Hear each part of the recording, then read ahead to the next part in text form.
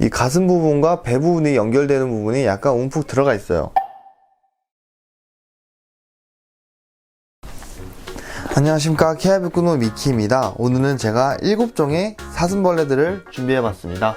우선 왕사슴벌레, 톱사슴벌레, 널쩍사슴벌레, 애사슴벌레, 다우리아 사슴벌레, 홍다리 사슴벌레, 마지막으로 강사슴벌레까지 총 7종을 준비해봤고요. 사실 우리나라에는 17종 정도의 사슴벌레가 서식을 하고 있는데요. 그 중에 우리가 흔히 볼 수 있는 7종의 사슴벌레들을 준비해봤습니다.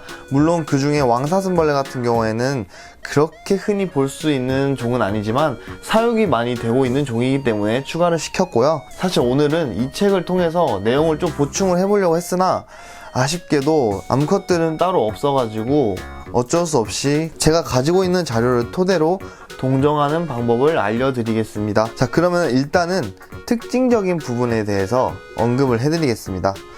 순서를 왕사, 톱사, 강사, 홍다리, 애사, 다우리아. 네, 이 순서로 가야겠다. 일단 이거 하기에 앞서서 이 통 같은 경우에는 SPL사에서 판매가 되고 있는 그 인섹트 브리딩 디쉬라는 건데요. 사슴벌레를 키우는 데는 그렇게 좋진 않습니다. 이 망 자체가 통풍이 너무 잘 되고요. 그리고 재질이 연해가지고 금방 뚫습니다. 암컷 같은 경우에는 제가 봐서 수컷도 뚫습니다. 우선 왕사슴벌레입니다. 왕사슴벌레 같은 경우에는 건날개라고 하죠. 흔히 등이라고 말을 하기도 하는데 건날개에 일자로 된 줄무늬가 있는 것이 특징입니다.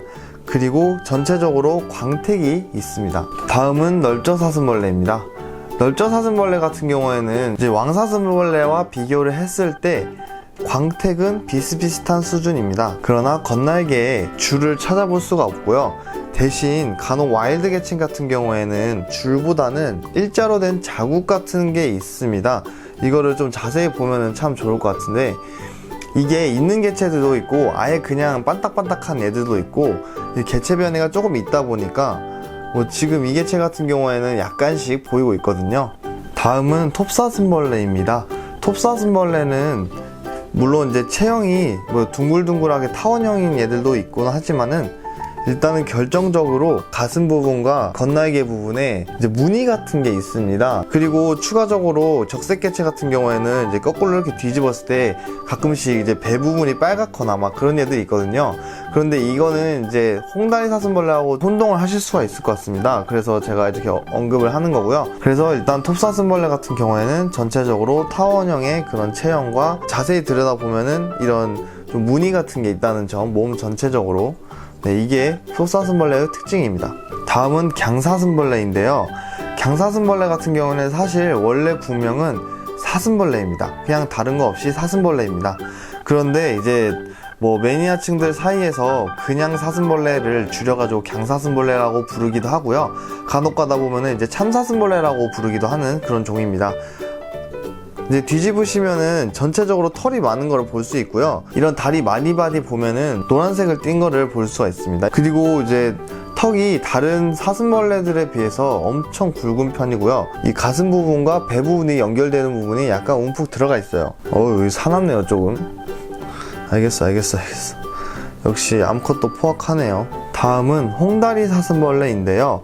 홍다리 사슴벌레 같은 경우에는 전체적으로 그냥 이제 광택이 있습니다. 그리고 이제 거꾸로 뒤집어 보면은 이렇게 빨간색 배와 다리마디를 볼 수가 있는데요. 빨간 다리마디를 보고 우리는 홍다리 사슴벌레라고 이름을 부른답니다. 추가적으로 홍다리 사슴벌레 같은 경우에도 이 가슴 부분과 배 부분의 사이에 약간의 이제 이렇게 움푹 파여 들어가는 개체들을 또 볼 수가 있습니다. 이런 게 이제 또 홍다리 사슴벌레의 특징입니다. 다음은 애사슴벌레인데요.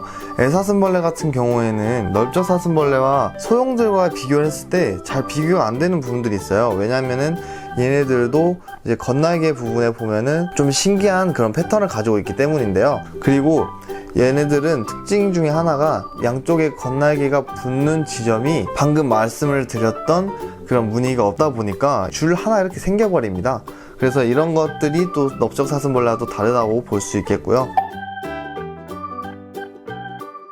마지막으로 다우리아 사슴벌레인데요. 아우, 엄청 빨빨거리네.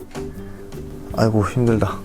얘네들도 약간 적색이나 갈색을 띠는 그런 개체들이 일부 있고요. 애사슴벌레와 비교를 했을 때에는 좀 광택이 약간 다릅니다. 얘네들 같은 경우에는 전체적으로 반사가 되는 광택이고요. 아까 전에 봤던 애사슴벌레 같은 경우에는 전체적으로 광택이 있다기보다는 무늬가 있었던 것이죠. 제가 이렇게 포인트를 말씀을 드린다 하더라도 자꾸 눈으로 익혀야지만 이런 것들이 나중에 현장에서 눈에 보이게 됩니다.